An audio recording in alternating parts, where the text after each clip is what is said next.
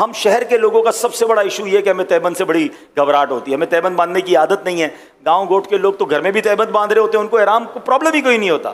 تو تہبند سے اگر آپ کو عادت ہو گئی نا تو آپ احرام فرینڈلی ہو جاؤ گے. سب سے بڑا ایشو ہم لوگوں کا، شہر والوں کا، وہ یہ کہ ہم تہبند کیسے باندھیں. تہبند کنٹرول کرنے میں ان کا جو ہے نا ٹینشن رہتی ہے. تو ایک بار صحیح طریقے سے آپ یہ احرام کا جو نیچے والا حصہ باندھنے کا ہے، تہبند باندھنے کا طریقہ سیکھ لو، آپ کا حج آسان ہو جائے گا. حج قران کرنا ہے نا تب بھی ہو جائے گا، لیکن جب احرام صحیح باندھنا ہو. اب احرام ہی سنبھالتے رہو گے تو دل ہوگا یار کب اترے گا احرام. مجھے بڑا بعض اوقات تو عجیب لگتا ہے، لوگ بار بار یہ پوچھتے ہیں احرام اترے گا کب.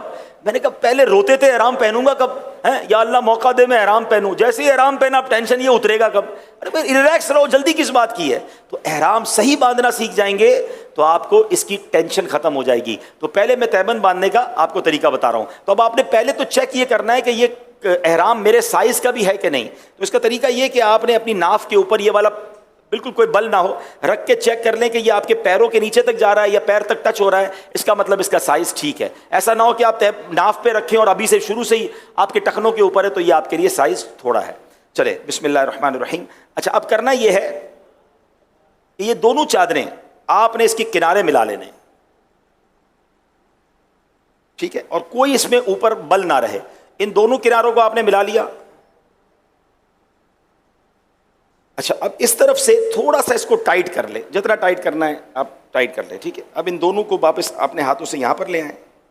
اب اس کے بعد دوبارہ جو ہے اس کو یہاں لے آئیں، یعنی اس کو فلیپ کر رہے ہیں آپ، ٹھیک ہے نا.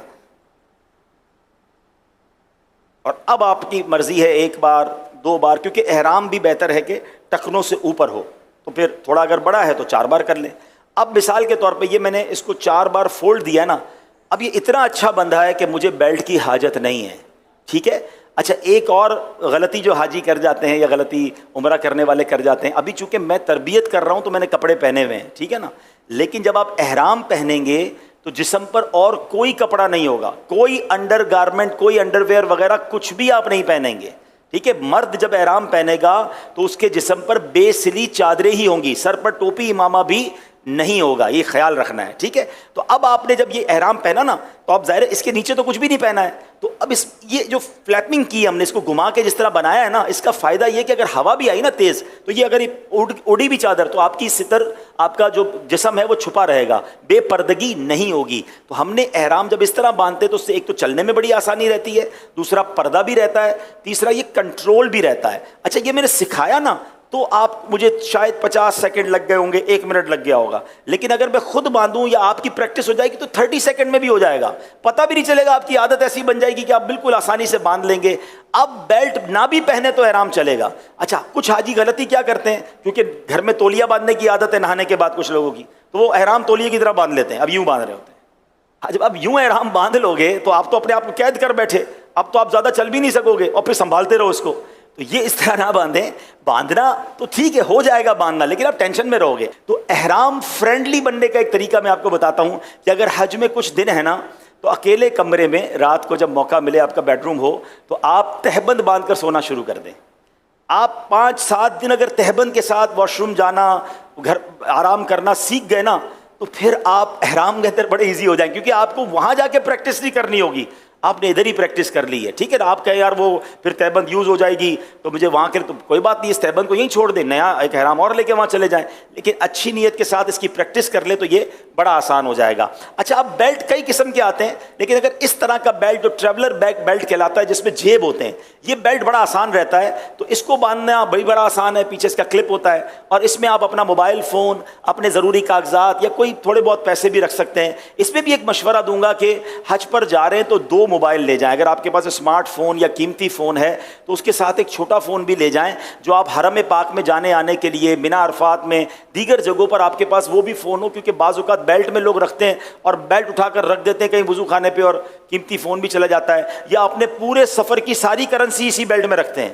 ایسا بھی نہ کریں. اپنی زیادہ پیسے وغیرہ ہیں وہ ہوٹل میں ہی رکھیں، بیگ کے اندر رکھیں. اس میں تو ضرورت کی 25-50-100 ریال رکھ لیے, کچھ کھانے پینے کی ضرورت پڑی. ہاں اپنے ہوٹل کا کارڈ ضرور ڈالیں, اپنے معلم کا کارڈ ضرور ڈالیں, تاکہ خدا نہ خواستہ آپ کے ساتھ کوئی حادثہ ہو جائے تو پتہ چلے کہ آپ کہاں تھے, کس کے معلم کے حاجی ہیں, تو رابطہ کرنا آسان ہو جائے. آپ کے ساتھ بچے اور فیملیز ہوں تو ان کے جیب میں بھی آپ نے ہوٹل کا کارڈ بھی اور معلم کا کارڈ ضرور رکھنا ہے, تاکہ وہ بچھڑ جائیں تو ان کو کوئی اس ایڈریس پر پہنچا سکے. اب یہ اوپر کی چادر جو ہے تولیے کی ہے, اور اس کو بھی آپ نے اسی طرح چیک کر لینا ہے کہ یہ میرے سائز کی ہے کہ نہیں. تو سائز تھوڑا سا اس کا بڑا ہونا چاہیے, تاکہ اس کا فائدہ یہ ہوتا ہے کہ یہ آپ کے نماز وغیرہ میں, رکوع وغیرہ میں آپ کے لیے آسانی رہے. تو اس کو چیک کرنے کا طریقہ یہ ہے کہ یہ ایک بار چکر پورا گھوم کر کم از کم یہاں تک آ جائے.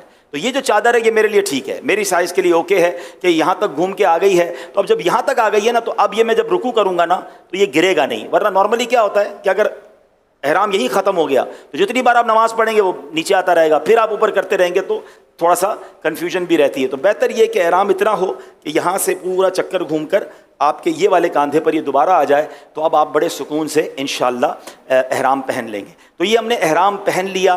اچھا, اب اس میں کچھ بے احتیاطی بعض اوقات حاجیوں سے ہو جاتی ہے چونکہ پریکٹس نہیں ہوتی. اب مثال کے طور پہ آپ نے احرام پہنا ہے اور نماز پڑھ رہے ہیں, تو آپ کہیں گے اللہ اکبر.